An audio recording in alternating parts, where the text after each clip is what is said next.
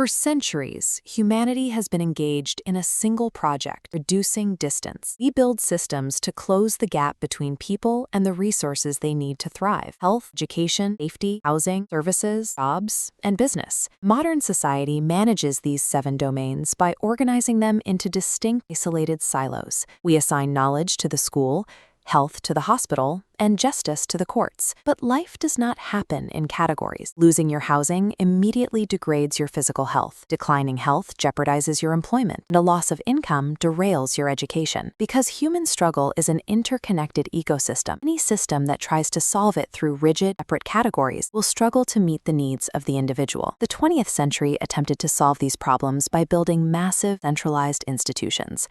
These structures were designed around a single metric: access. The goal was simply to help more people get through the door. This network topology illustrates the access era. Specialized expertise concentrated at the center. People at the edge traveled inward, following rigid pathways. This distributed resources, but created dependency. Central hubs owned the decision-making, keeping the edge reliant on the center for every step. The access model successfully opened doors. It kept the capability to create solutions inside the institution.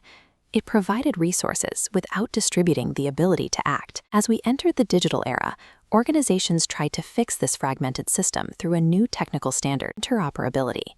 It allowed databases to speak to one another, made medical records portable, and helped government agencies coordinate their filings, significantly increasing the speed of information. However, looking at the network map again shows the limitation of this approach. Interoperability was designed to connect institutions to one another. It made the center more efficient, but it left the outer edge just as disconnected as before. A connected center still relies on rigid, top-down workflows. It cannot anticipate the unique, localized challenges faced by a social worker, parent, or a survivor at the edge of the network. The requirement for 2027 is a shift toward extensibility. This is the ability of a system to support solutions that the original designers never anticipated, tools that can be adapted by the people using them.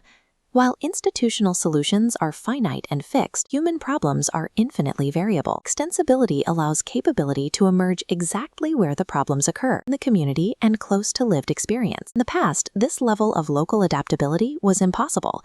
Human expertise was too scarce and too expensive to be distributed to every point of need. AI changes the economics of that expertise. It takes high-level reasoning and transforms it from a scarce resource into an abundant, universally accessible utility. This means a teacher can access instant instructional design support, or a local caseworker can navigate complex legal requirements without waiting for a specialist. AI provides the reasoning capacity that allows us to move problem-solving power away from the center and directly to the practitioners at the edge. When these individual AI tools are organized into shared standards and digital workflows, they create what we call human capability infrastructure. This is a functional framework designed to scale a person's ability to take action. We can see this in a decentralized network map. Instead of isolated apps, we see coordinated ecosystems where parents, teachers, and counselors use AI agents to collaborate directly, coordinating around specific human outcomes rather than institutional rules. This infrastructure relies on a dual-layer model. The edges must remain open and adaptive for local innovation, while a foundation of shared standards at the core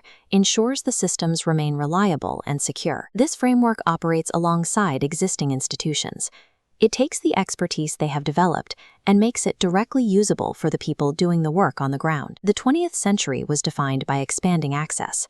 The 21st century will be defined by expanding agency. Access is about helping people reach a resource.